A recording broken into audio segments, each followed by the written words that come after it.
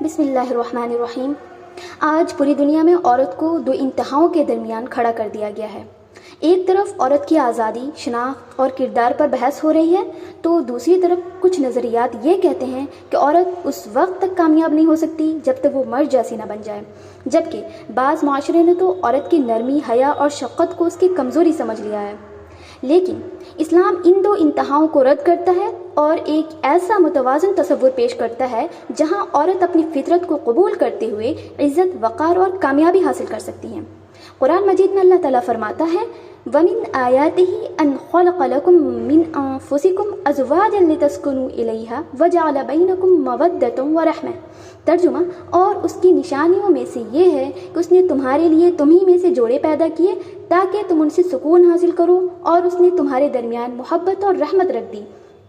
اس آیت میں ہم نے یہ سمجھا کہ اسلام میں عورت اور مرد ایک دوسرے کے حریف نہیں بلکہ ایک دوسرے کے معاون اور تکمیل کرنے والے ہیں۔ مگر سوال یہ ہے کہ امبریسنگ فیمینینٹی آخر ہے کیا؟ کیا صرف ظاہری نزاکت اختیار کر لینا؟ کیا صرف نرم لہجہ اختیار کر لینا؟ نہیں، اس کا مطلب صرف نرم مزاج ہونا یا ظاہری نزاکت اختیار کرنا نہیں، بلکہ اپنی اس فطری شناخت کو قبول کرنا ہے جو اللہ تعالیٰ نے عطا کی ہے، یعنی ایسی نسوانیت جس میں حیا، علم، وقار، شفقت، استقامت، خودداری اور تقوی شامل ہو۔ اس بات کو ایک خوبصورت مثال سے سمجھتے ہیں۔ حضرت خدیجہ رضی اللہ تعالیٰ عنہ مکہ کی ایک کامیاب تاجرہ تھیں۔ وہ صاحب ثروت بھی تھیں، باصلاحیت بھی اور باوقار بھی، لیکن ان کی عظمت صرف ان کی تجارت کی وجہ سے نہیں تھی بلکہ ان کی دیانت، حیا، حکمت اور رسول اللہ صلی اللہ علیہ وسلم کی بھرپور نصرت کی وجہ سے تھی۔ جب پہلی وحی نازل ہوئی اور رسول اللہ صلی اللہ علیہ وسلم گھبراہٹ کے عالم میں گھر تشریف لائے تو حضرت خدیجہ رضی اللہ تعالیٰ عنہ نے نہ صرف آپ کو تسلی دی بلکہ آپ کی ہمت بندھائی۔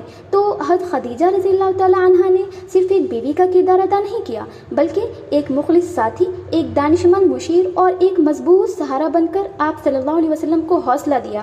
یہ ہے اسلامی تصور نسوانیت۔ ایک ہی شخص میں تجارت بھی ہے، بصیرت بھی ہے، محبت بھی، حیا بھی اور قیادت بھی ہے، یعنی اپنی نسوانیت کو چھوڑے بغیر معاشرے میں مثبت کردار ادا کرنا۔ اسی طرح حضرت عائشہ رضی اللہ تعالیٰ عنہ علم کا ایک ایسا روشن مینار تھی کہ بڑے بڑے صحابہ ان سے مسائل دریافت کرتے تھے، اور حضرت ام سلمہ رضی اللہ تعالیٰ عنہ نے صلح حدیبیہ کے موقع پر اپنی دانشمندانہ رائے سے ایک بڑے بحران کو ختم کرنے میں اہم کردار ادا کیا۔ اس لیے اسلام عورت کو محدود نہیں کرتا بلکہ اس کی صلاحیتوں کو صحیح سمت عطا کرتا ہے۔ اسلام عورت کے احترام، عزت اور حسن سلوک کو اعلیٰ اخلاق کا معیار قرار دیتا ہے۔ آخر میں بس اتنا کہنا چاہوں گی کہ دنیا آپ کو بدلنے کی کوشش کرے گی۔ کوئی کہے گا کہ کامیابی اپنی فطرت چھوڑنے میں ہے، کوئی کہے گا کہ حیا ترقی کی رکاوٹ ہے، لیکن یاد رکھیے جس نے آپ کو پیدا کیا وہ آپ کی فطرت کو سب سے بہتر جانتا ہے۔